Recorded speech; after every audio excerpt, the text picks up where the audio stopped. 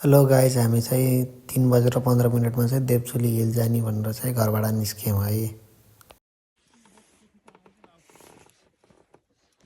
Guys यस्तो भिरालो छ बाटो। अहिले बाइक त्यहाँ होमस्टेमा राखेर चाहिँ अहिले हामी हिँड्दैछौँ। अहिलेको लेटेस्ट अपडेट है। पिनाजु त्यता हुनुहुन्छ, म चाहिँ यहाँ बाँदर टोपी लाएर बाँदर जस्तो भएर हिँडिरहेको छु। उहाँ पिनाजु चाहिँ ऊ त्यो होमस्टेमा पानी लिन जानुभएको। यहाँबाट चाहिँ हाम्रो सिँढी सुरु हुन्छ। ओ माथि माथि टापुमा मान्छेहरू पुगिसकेका छन् गाइज। हामी चाहिँ तलै छौँ। अब हामीलाई यहाँबाट करिब 2 घन्टा जति लाग्छ होला। हेलो गाइज, म चाहिँ यहाँ बसिरहेको छु। भिनाजु पानी लिन जानुभएको होमस्टेमा अझै आउनु भएन है। म भिनाजु कुरेर बसिरहेको छु। यस्तै छ रमाइलो बाटो, यस्तो छ कुहिरो लागेको छ, पुरै ढाकेको छ तल है। माथिपट्टि भ्यू हेर्नलाई बहुत आतुर छु। माथि जुन पनि टक्क हाफमुन होइन मजाले लगाइरहेको छ है। भिनाजु आउँदै आउनु भएन अझैसम्म, कहाँ जानुभएछ पानी लिनु गएको मान्छे। बाइक त जसो तसो ल्याइयो, अब लाने चाहिँ कसरी हो भन्ने कुरा। यस्तो चिप्लो छ यार बाटो, यस्तो चिप्लो छ, यस्तो चिप्लो। हालत खराब हुन्छ हौ। गाह्रो छ गाइज, गाह्रो छ। पानी लिन हराउनु भएको भिनाजु आउनु भयो फाइनल्ली।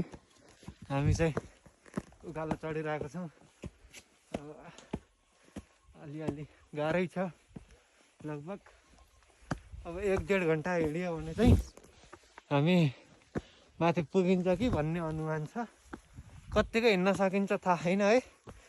हेरौँ अब कस्तो हुन्छ। मलाई त भुत जस्तै देखियो होला यार।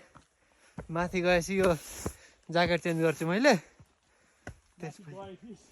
माथि गएपछि चाहिँ ज्याकेट चेन्ज गर्छु मैले। ल अहिलेको लागि चाहिँ यति है अपडेट। By by guys. हामी चाहिँ फाइनल्ली लगभग आधा घन्टा नन स्टप हिँडेर चाहिँ थाकेर बसिरहेको छौँ। म यहाँ छु, भिनाजु यहाँ हुनुहुन्छ। थाक्यो, बहुत थाक्यो, पसिना भयो। कान्छाको ड्रेसअप कडा खा, मेरो ड्रेसअप कडा खा।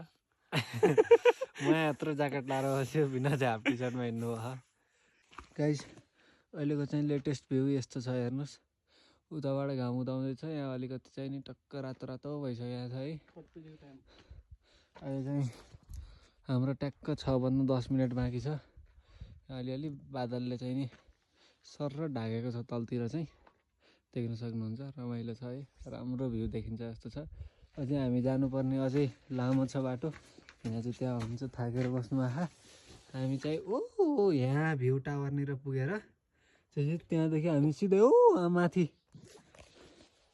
त्यहाँ डाँडो, त्यसको पनि अझ पछाडिको डाँडो पुग्ने हो। ल गाइस, हामी चाहिँ थोरै ढिलो भयो है। 5 मिनट ढिलो भयो। बिहान 3:30 बजे हिँड्दा नि घाम उदाइसकेको छ, देख्न सक्नुहुन्छ यहाँको दृश्य।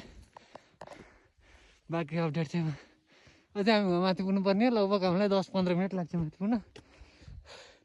थोरै मिस गरियो।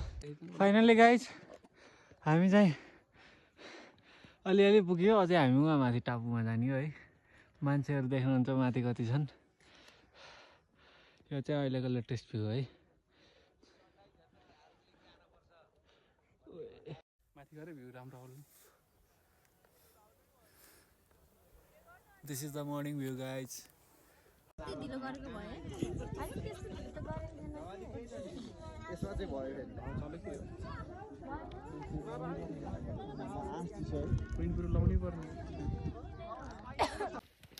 गाइज फाइनल्ली हामी चाहिँ अब झ्याप्प झर्दैछौँ है। अघि जाँदाखेरि चाहिँ हामी 2जना मात्र गएको। अहिले यहाँ दिदीहरू नि भेट हुनु भएको छ। पछाडि अर्को दिदी हुनुहुन्छ, उहाँ चाहिँ अलिकति सुस्त आउँदै हुनुहुन्छ। अगाडिको दिदी चाहिँ नि दामी पारामा भर्खर लोट्नु भयो। त्यति बेला मिस भयो, मेरो कन्टेन्ट मिस भयो। गाइज हामी चाहिँ यहाँ माथि पुगेर आएको है।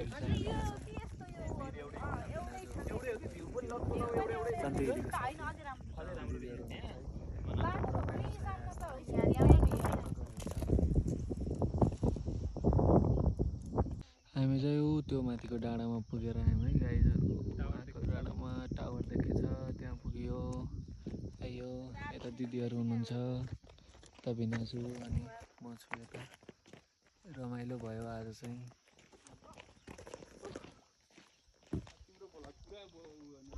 फाइनल्ली गाइज हामी चाहिँ बाइक भएको ठाउँमा आइएको छ है। अहिले चाहिँ अब हामी यहाँबाट चाहिँ पोखरीसम्म चाहिँ भिनाजु उताबाट हिँड्दै, माथि दिदीहरू र म चाहिँ यहाँ छु है। ल अब निस्केको।